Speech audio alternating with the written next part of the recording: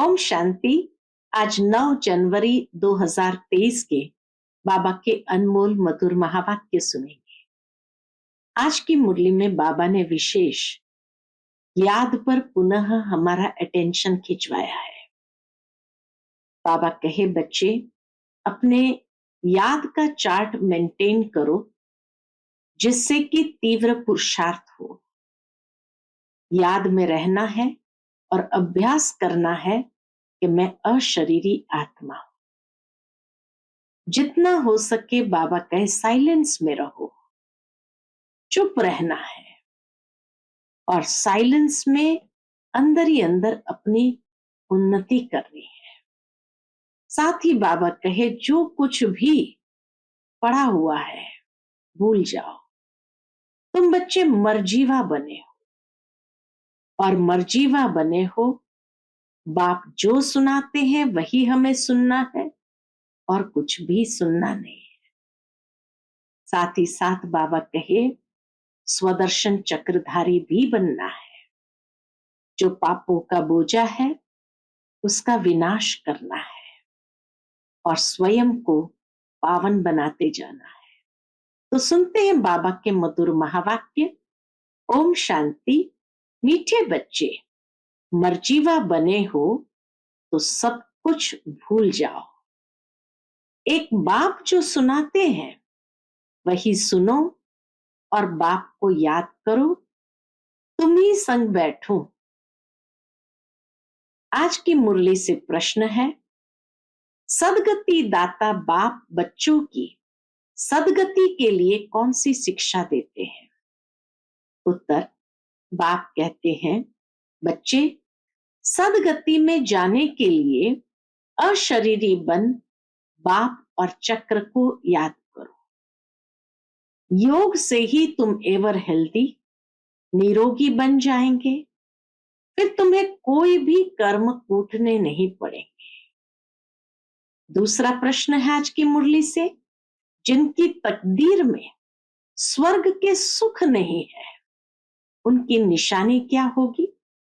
उत्तर, वह ज्ञान सुनने के लिए कहेंगे हमारे पास फुर्सत ही नहीं है। वह कभी ब्राह्मण कुल के भांति नहीं बनेंगे। उन्हें पता ही नहीं पड़ेगा कि भगवान भी किस रूप में कभी आते हैं। आज की मुरली से पहले गीत बजा है, तुम्हारे बुलाने को जी चाहता है। ओम शांति। भगवान बैठ भक्तों को समझाते हैं। भक्त है भगवान के बच्चे, सभी है भक्त, बाप एक है। सभी है भक्त, बाप है एक। तो बच्चे चाहते हैं एक जन्म तो बाप के साथ भी रहकर देखे।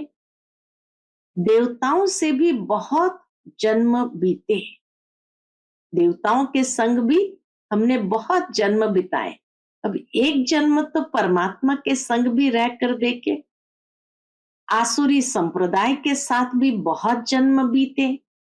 अब भक्तों की दिल होती है एक जन्म तो भगवान के बनकर भगवान के साथ रहकर देखे। अभी तुम भगवान के बने हो, मर्जीवा बने हो तो भगवान के साथ रहते हो।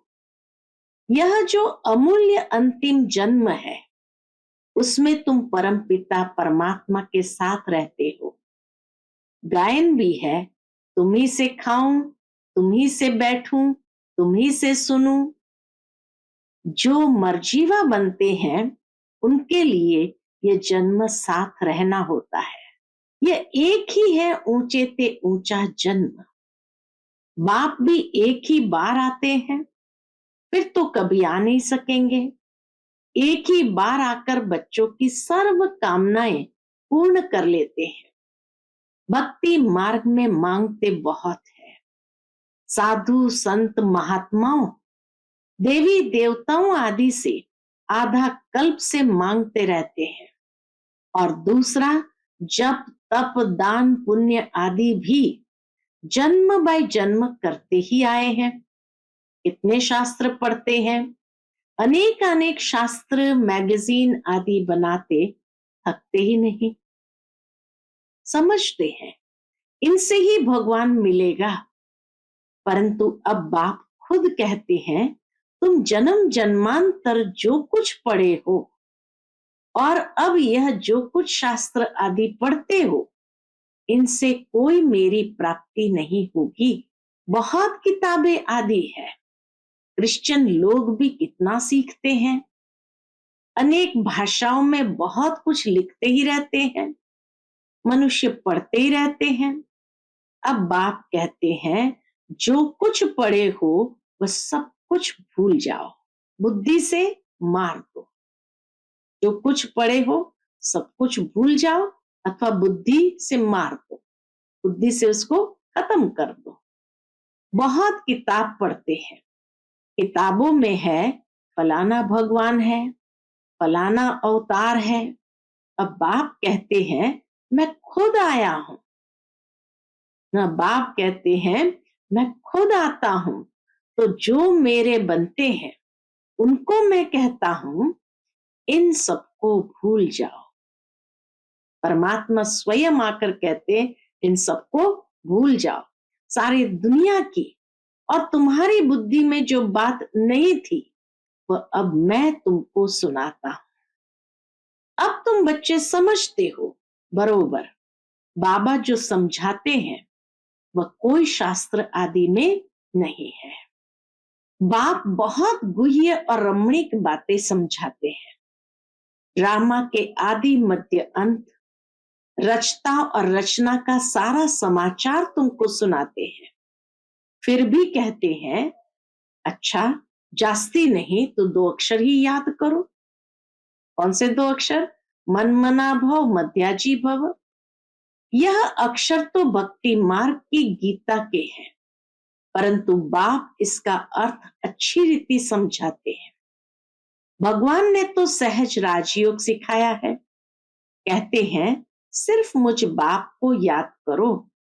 भक्ति में भी बहुत याद करते थे, गाते भी है, दुख में सिमरण सब करे, सुख में करे न कोई।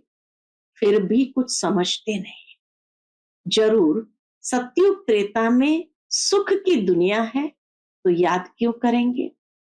अब माया के राज्य में दुख होता है तब बाप को याद करना होता है, और फिर सतयुग में अथाह सुख भी याद आता है। उस सुख की दुनिया में वही थे। बाबा कहते उस सुख की दुनिया में वही थे। कौन? जिन्होंने बाप से संगम युग पर राजयोग और ज्ञान सीखा था। बच्चों में देखो है कैसे अनपढ़। बाबा के सामने कई बच्चे बैठे, बाबा कहे बच्चों में देखो है कैसे अनपढ़। उन्हों के लिए तो और ही अच्छा है, क्योंकि कहां भी बुद्धि जाती नहीं। यहाँ तो सिर्फ चुप रहना है, मुख से भी कुछ नहीं कहना है। सिर्फ बाबा को याद करते रहो तो विकर्म विनाश होंगे, फिर साथ ले जाऊंगा। यह बातें कुछ न कुछ गीता में है। प्राचीन भारत का धर्म शास्त्र है ये एक। यही भारत नया था, अब पुराना हुआ है। शास्त्र तो एक ही होगा ना।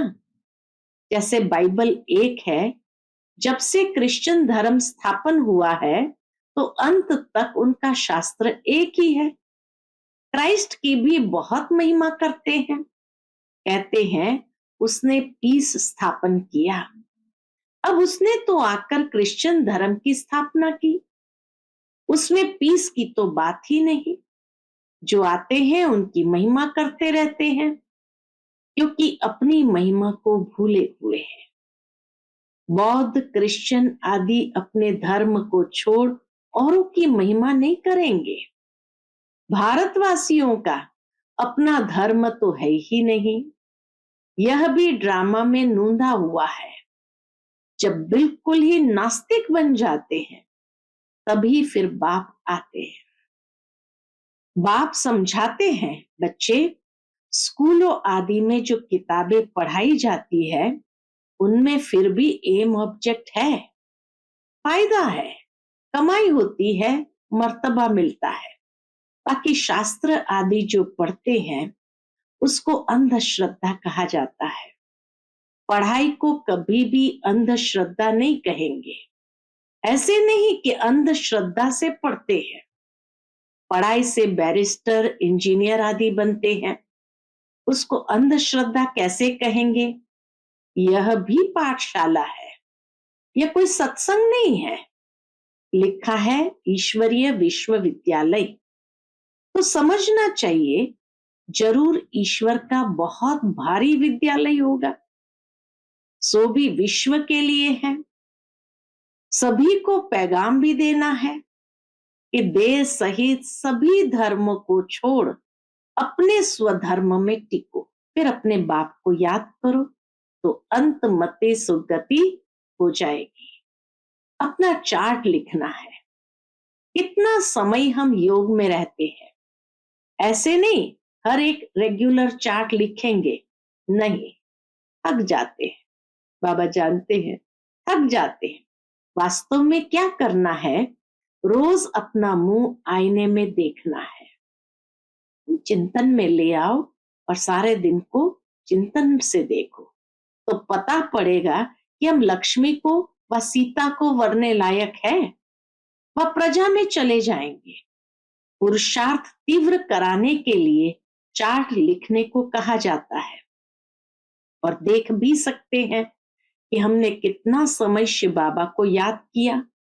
सारी दिनचर्या सामने आ जाती है, जैसे छोटेपन से लेकर सारे आयु की जीवन याद रहती है ना, तो क्या एक दिन का याद नहीं पड़ेगा?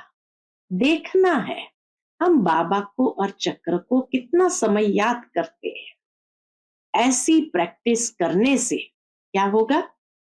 बाबा कहे ऐसी प्रैक्टिस करने से रुद्रमाला में पिरोने के लिए दौड़ी जल्दी पहनेंगे। यह है याद की यात्रा, जिसको और कोई जानते नहीं तो सिखा कैसे सकते?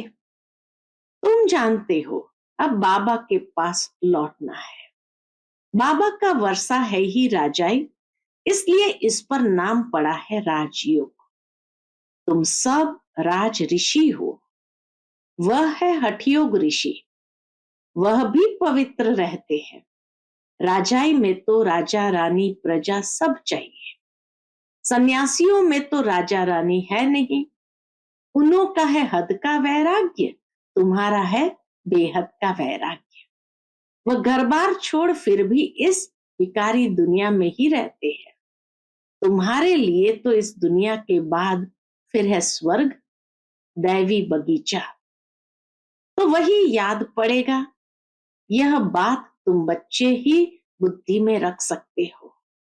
बहुत है जो चार्ट लिख भी नहीं सकते, चलते चलते थक पड़ते हैं।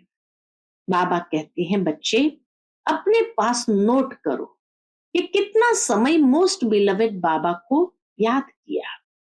जिस बाप की याद से ही वर्षा लेना है, जब राजाई का वर्षा लेना है तो प्रजा भी बनानी है। बाबा स्वर्ग का रचयिता है, तो उनसे क्यों नहीं स्वर्ग का वर्षा मिलना चाहिए?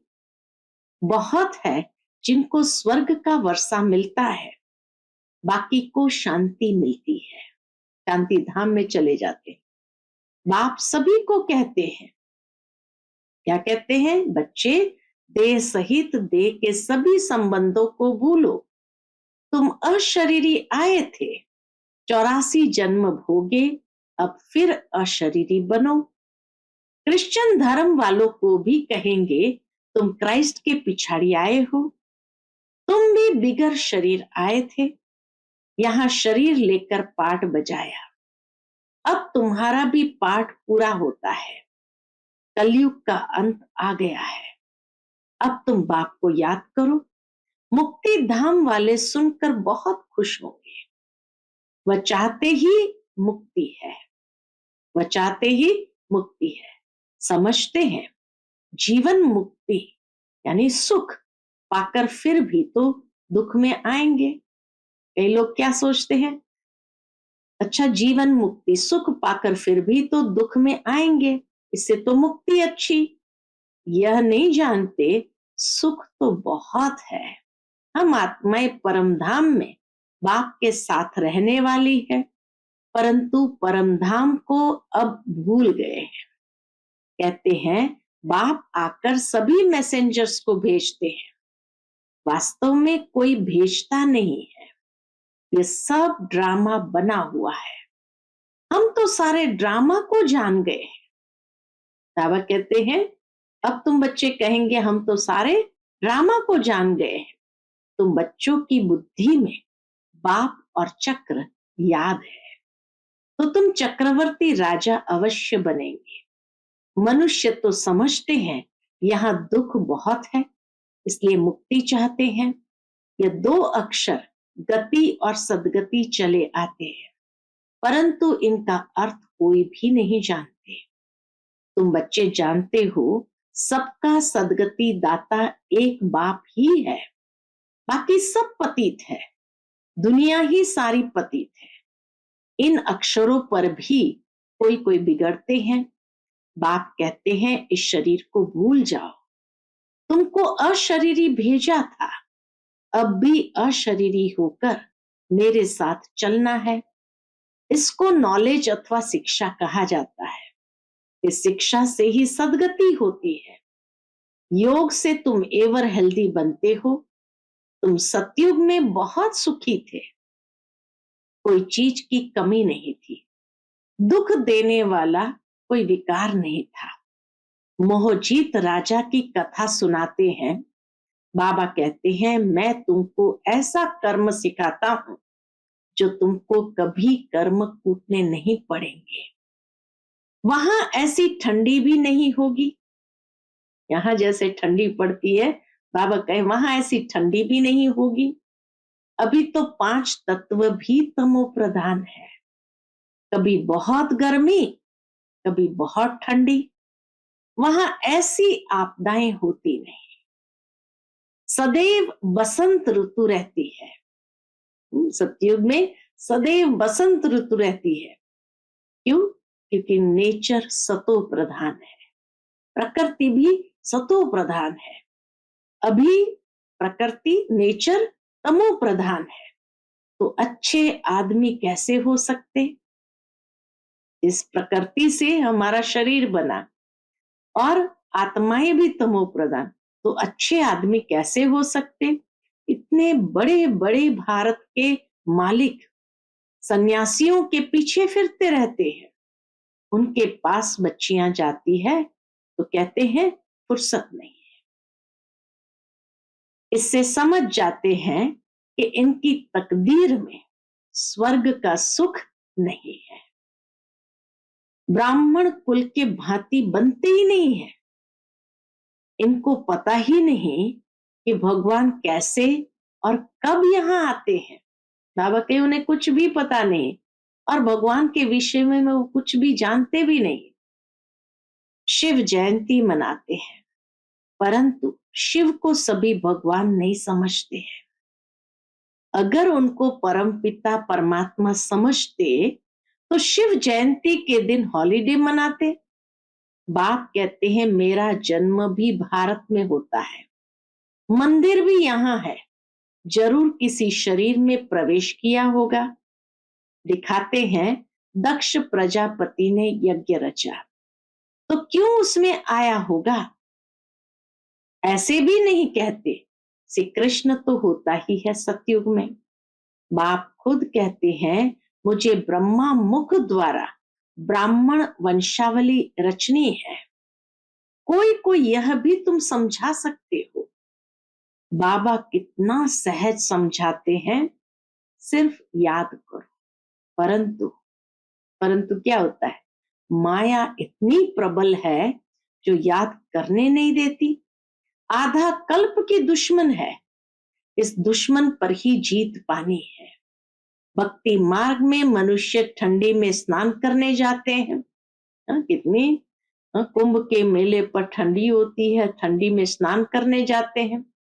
कितने धक्के खाते हैं, दुख सहन करते हैं। यहाँ तो पाठशाला है, पढ़ना है, इसमें धक्के खाने की कोई बात ही नहीं।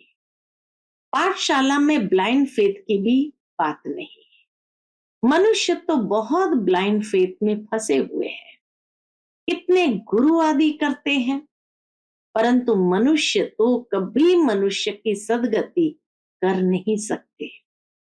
जो भी मनुष्य को गुरु बनाते हैं वह ब्लाइंड फेथ हुआ ना। मनुष्य को गुरु बनाना तो ब्लाइंड फेथ हुआ ना, क्योंकि मनुष्य तो कभी किसी की सदगति कर ही नहीं सकते हैं। आजकल छोटे बच्चों को भी गुरु कराते हैं, नहीं तो कायदा है वानप्रस्थ में गुरु करने का। अच्छा, मीठे मीठे सिकिलते बच्चों प्रति माता पिता बाप दादा का याद प्यार और गुड मॉर्निंग। रूहानी बाप की रूहानी बच्चों को नमस्ते। हम सब रूहानी बच्चों की रूहानी माता पिता बाप दादा को याद प्यार गुड मॉर्निंग और नमस्ते नमस्ते। शुक्रिया बाबा, शुक्रिया। आज की मुरली से धारणा के लिए मुख्य सार है। पहली पॉइंट, तीव्र पुरुषार्थ के लिए याद का चार्ट जरूर रखना है। रोज आईने में अपना मुंह देखना है, ज्ञान के आईने में अपना मुंह देखना है, चेक करना है हम मोस्ट बिलवेड बाप को कितना समय याद करते हैं। दूसरी पॉइंट, जो कुछ पढ़ा है वह भी भूल चुप रहना है, मुख से कुछ भी कहना नहीं है। बाप की याद से विकर्म विनाश करने हैं। आज का बाप दादा का मधुर वरदान हम बच्चों के प्रति है, हर बात में मुख से व मन से बाबा बाबा कह मैंपन को समाप्त करने वाले सफलता मूर्त बाबा। हर बात में मुख से व मन से बाबा बाबा कह मैंपन को समाप्त करने वाले सफलता मूर्त बाबा। आप अनेक आत्माओं के उमंग उत्साह को बढ़ाने के निमित्त बच्चे कभी भी मैंपन में नहीं आना। मैंने किया नहीं, बाबा ने निमित्त बनाया। मैं के बजाय मेरा बाबा, मैंने किया, मैंने कहा या नहीं। बाबा ने कराया, बाबा ने किया तो सफलता मूर्त बन जाएंगे। जितना आपके मुख से बाबा बाबा निकलेगा उतना अनेकों को बाबा का बना सकेंगे। सबके मुख से यही निकले कि इनकी तात और बात में बस बाबा ही है, बाबा बाबा ही है। आज का स्लोगन है, संगम युग पर अपने तन मन धन को सफल करना और सर्व खजानों को बढ़ाना, यही समझदारी है। संगम युग पर अपने तन मन धन को सफल करना और सर्व खजानों को बढ़ाना ही समझदारी है। अच्छा, Om Shanti. Click here to like, subscribe and press the bell icon to stay updated with our latest videos.